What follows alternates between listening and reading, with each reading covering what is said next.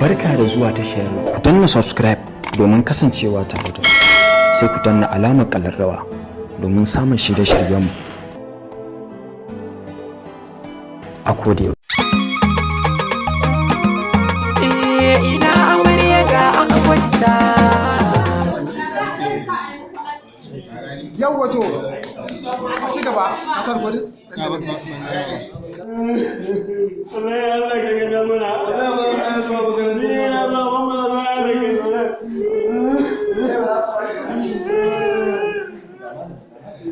wannan yaro gurin a wasu ango ne ku fito miyo tattaki za mu kai amarya har ɗakinta.